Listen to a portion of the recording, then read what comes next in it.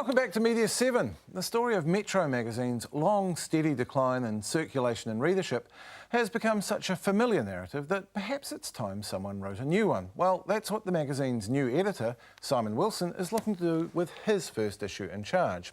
He took over the helm after Bevan Rapson stepped down this year, and he's with me now. Simon, congratulations. Thank you. Why all the change? Is this the dreaded focus groups at work? No, I didn't use any focus groups. My view of that is that focus groups have very little to tell media when you're talking about how you might create something new. And it's not that Metro's new, of course. I mean, a nearly 30-year history of very sound investigative journalism, all sorts of coverage of Auckland City and beyond. But we know that it's now necessary to rethink what the magazine might be, what its relationship to Auckland might be, and therefore what its relationship to the rest of the country might be as well. As you said, Metro's not new. Does it face the same challenges as other mature media operations in that its audience starts to die? Do you have to go out and find new readers? Yeah, that's absolutely right.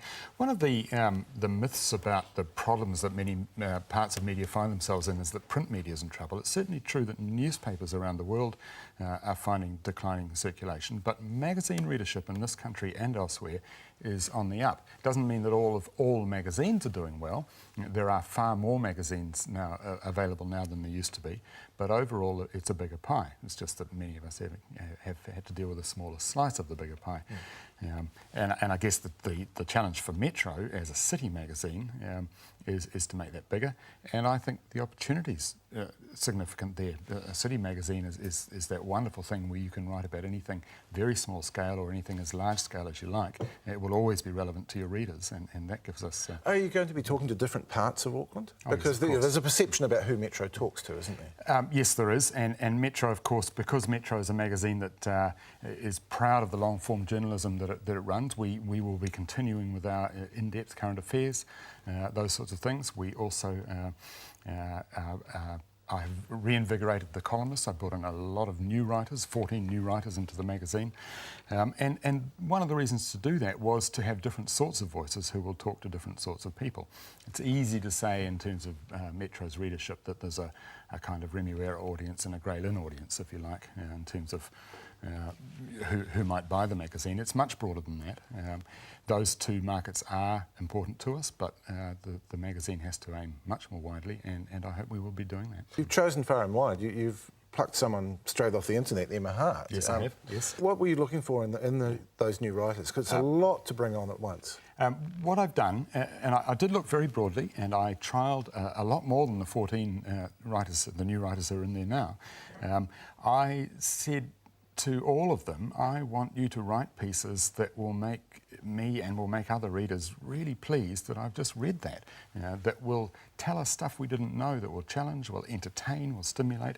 And so, some of them are writing serious political commentary, some of them are writing extremely funny. You've got. In fact, Sean, I was going to say some of them are writing extremely funny political commentary, and Sean's one of those. Sean's written a political satirical piece, which is a delight.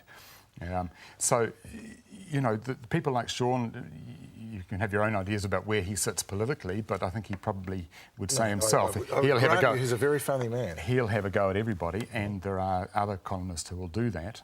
But we've also got people who we know will target into a certain part of Auckland and those into another part. Just briefly, there's a lot more arts and culture content. Where did that come from? Was that an editorial hunch that people want that? Yes.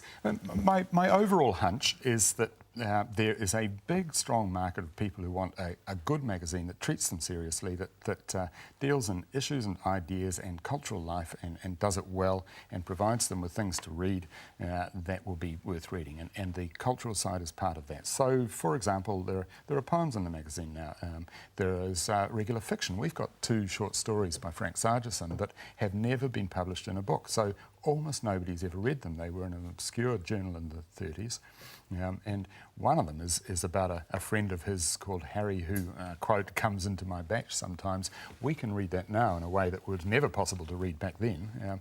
Fascinating stuff. And I have to say, that's something that a focus group is never going to tell you. Focus group will never tell you that. A focus group will probably also tell you things like, isn't it great that, say, Chris Laidlaw, his book, his new book on Somebody Stole My Game about rugby, which has been widely praised. We've got Greg McGee, the former junior All Black and author of Foreskin's Lament, who has a very different take on Laidlaw's view of rugby. And so we've got an investigative, lengthy review, which is an essay, if you like, which has a good close look at Laidlaw's claims. And that's the kind of thing that you'll find a lot more of. And we have to go now, but you're on Facebook and the magazine's on the shelves on Monday. That's right. Best of luck with it, Simon. Thank you, Simon Wilson. Thanks also to Richard Parmatato, Efiso Collins, Safita Haoli, and to you for watching. That's our show for this week. We'll be back with Media7 at the same time next week. Until then, goodbye.